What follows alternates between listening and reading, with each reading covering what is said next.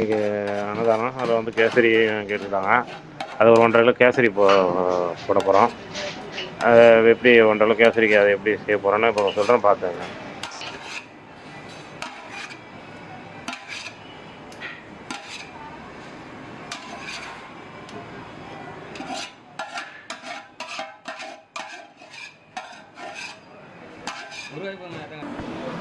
வந்து இப்போ நம்ம அதில் எண்ணெய் ஊற்ற போகிறோம். ரீஃபைண்ட் ஆயில் தான். அதாவது 1 கிலோவுக்கு 1 கிலோ ஆயிலு அப்படின்னு பார்த்தா இப்போ 1.5 லிட்டர் ஆயில் ஊற்றணும். இப்போ நம்ம வீட்டில் செய்கிற மாதிரி இருந்தால் நம்ம 1/2 லிட்டர் நெய், 1/2 லிட்டர் எண்ணெய் கூட ஊற்றிக்கலாம். ஆயிலுக்கு வந்து இப்போ 1.5 கிலோ ரவா போடுறோம். முதல் ரவா போட்டுருவோம். நான் ரவா முன்னே நல்லா ரவா போட்டதுக்கப்புறம் திராட்சை முந்திரி போட்டு வரதும்னா கரெக்டாக ரவா நல்லா வரப்பட்டு வரும். அதுதான் ஈஸியாக இருக்குன்றதுக்கு இப்போ ரவா 1 கிலோ ரவா போட்டோம்.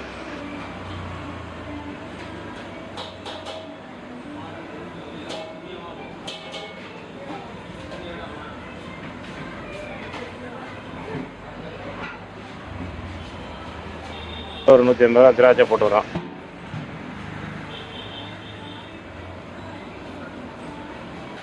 ஒரு 150 ரூபா முந்திரி போட்டுக்கிறோம். இப்போ இதெல்லாம் இது கூட சேர்ந்து வரப்படும் போது வந்து இது எப்படி நம்ம ரவா வரப்பட்டுச்சுன்னு சொல்லி அப்படின்னா, முந்திரி திராட்சையும் ரவா எல்லாம் ஒன்றா சேர்ந்து எண்ணெயில் வரப்படும் போது திராட்சை வந்து நல்லா மலர்ந்து மேலே வரும். அதை வச்சே நம்ம வந்து ரவா வரப்பட்டுச்சுன்னு நினச்சிக்கலாம். ஏன்னா ரவா நல்லா சூடானால் தான் திராட்சை முந்திரி வரப்படும். அதனால் வந்து இப்போ ரவா நல்லா வரப்பட்டுச்சுன்னா நம்ம ஈஸியாக கிண்டுறதுக்கு கட்டி இல்லாமல் கிண்டுறதுக்கு ஈஸியாக இருக்கும். அதனால் இப்போ வந்து முந்திரி திராட்சை போட்டு இப்போ நம்ம வளர்த்துட்டு இருக்கிறோம்.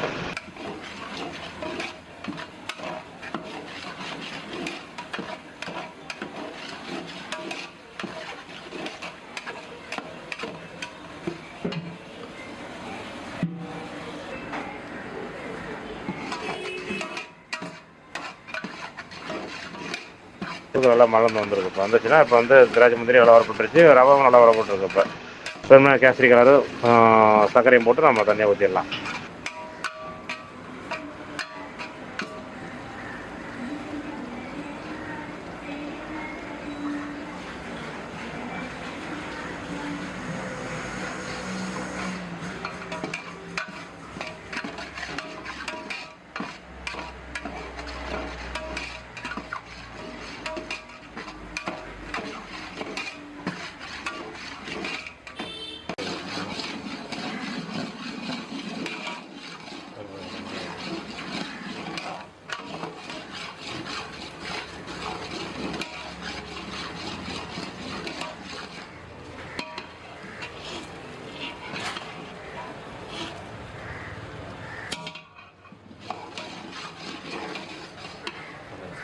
அதான் 1 கிலோவுக்கு 2 கிலோ சர்க்கரை கரெக்டாக இருக்கும் எப்பவுமே. பார்த்துட்டு ஒரு சில சுகர் கொஞ்சம் கம்மியாக இருக்கும். அப்படி இப்போனா செக் பண்ணிவிட்டு நம்ம 10லாம் கொஞ்சம் போட்டுக்கலாம். ஆனால் 1 கிலோ எப்பவுமே எல்லா ரவா எல்லா சர்க்கரையுமே கரெக்டாக 1 கிலோவுக்கு 2 சர்க்கரை கரெக்டாக தான் இருக்கும். அந்த இதில் இப்போ 1.5 கிலோ ரவாவுக்கு ஒரு 3 கிலோ சர்க்கரை போடணும். இப்போ வந்து முதல்ல வந்து நம்ம ஒரு 1/2 கிலோ சர்க்கரை மட்டும் இதில் போட்டுக்கணும். ஏன்னா வந்து ரவாவோடய சர்க்கரை போட்டு கிண்டும் போது தண்ணி ஊற்றுறதுக்கு முன்னாடி கட்டி பிடிக்காது. அது ரவா கேசரி கிண்டுறதுக்கு ஈஸியாக இருக்கும், கட்டி பிடிக்காமல் அது வரும். அதுக்காக இதில் வந்து ஒரு 1/2 கிலோ ரவா சர்க்கரை மட்டும் போட்டுக்கிறோம். அதை ஃபுல் சர்க்கரையும் போடக்கூடாது. முன்னே சர்க்கரையும் ஃபுல்லாக போட்டால் ரவாவும் நல்லா வெந்து வராது. அதனால் ஒரு 1/2 கிலோ சர்க்கரை மட்டும் கூட போட்டு நம்ம மிக்ஸ் பண்ணிக்கிட்டு இப்போ தண்ணி ஊற்ற வேண்டியதான்.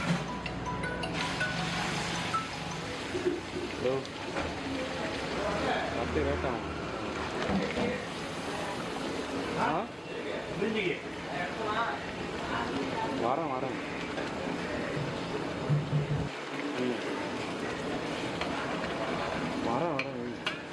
இப்போ ரவாவும் சர்க்கரை எல்லாம் மிக்ஸ் ஆகி இருந்துச்சு. இப்போ தண்ணி ஊற்ற வேண்டியதான். தண்ணி என்ன அளவு அப்படின்னா வந்து 1 கிலோவுக்கு வந்து 4 லிட்டர் தண்ணி வச்சோம்னா கரெக்டாக இருக்கும். இப்போ அந்த வகையில் வந்து இப்போ நம்ம 1.5 கிலோ ரவாவுக்கு 6 லிட்டர் தண்ணி வச்சாலே கொஞ்சம் கரெக்டாக இருக்கும். நம்ம அடுத்து திரும்பி தண்ணியெலாம் ஊற்ற வேண்டியிருக்காது, கரெக்டாக வந்துடும். ஆனால் இப்போ 6 லிட்டர் தண்ணி நம்ம சுடு தண்ணி பக்கத்துலேயே தண்ணியை ஊற்றி சூடு பண்ணி வச்சுருக்கோம். நல்லா தண்ணி கொதிக்குது. இந்த நல்லா கொதிக்கிற தண்ணி இப்போ ஊற்றி நம்ம கிண்ட போகிறோம். இப்போ கட்டி பிடிக்காமல் கிண்டிகிட்டே இருக்கிறோம்.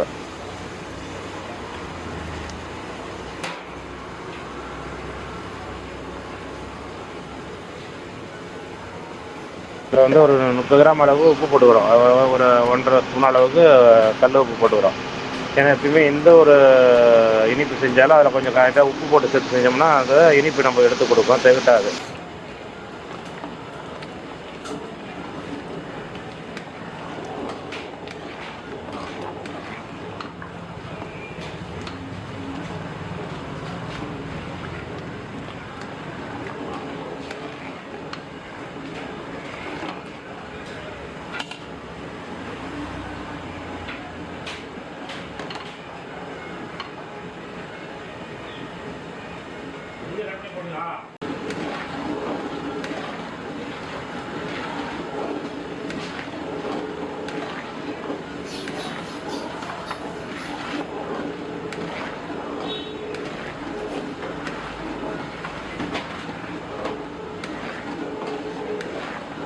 நல்லா டைட் ஆகுது. தண்ணி நம்ம ஊற்றுற தண்ணி ரவா நல்லா வெந்து வந்திருக்குது. டைட் ஆக போகுது. இப்போ இந்த டைம் பேலன்ஸு சர்க்கரையை நம்ம போடலாம். மீதி வச்சுருக்க சர்க்கரை, அதாவது இப்போ 1,5 கிலோ ரவாவுக்கு 3 கிலோ சர்க்கரை போடணும். நான் ஒரு 1/2 கிலோ சர்க்கரை முன்னே நம்ம ரவாவோட போட்டு மிக்ஸ் பண்ணிவிட்டு, இப்போ திரும்பி ஒரு 2,5 கிலோ சர்க்கரை இப்போ போட்டுக்கிறோம். இப்போ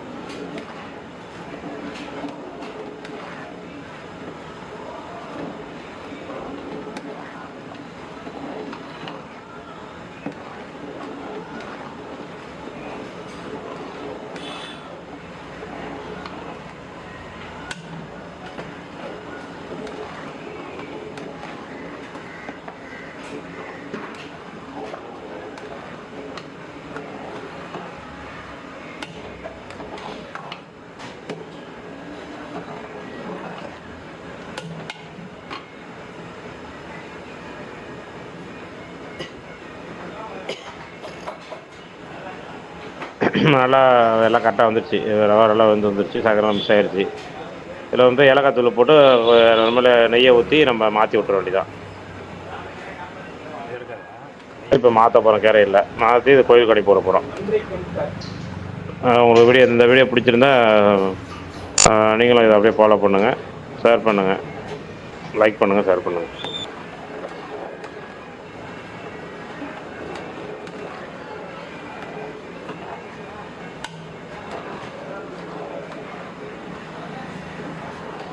ரெடியாச்சு கேசரி.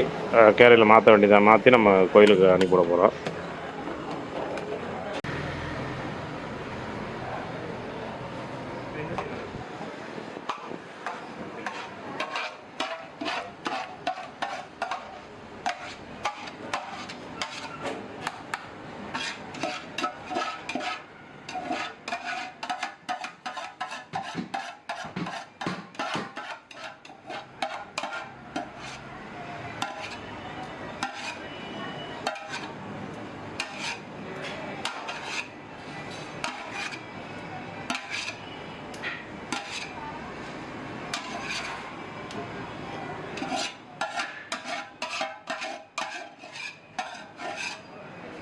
ஒரு ரூபாய்க்கு மூணு ரூபாய் 1 கிலோ ரைஸுக்கு 3 காயா?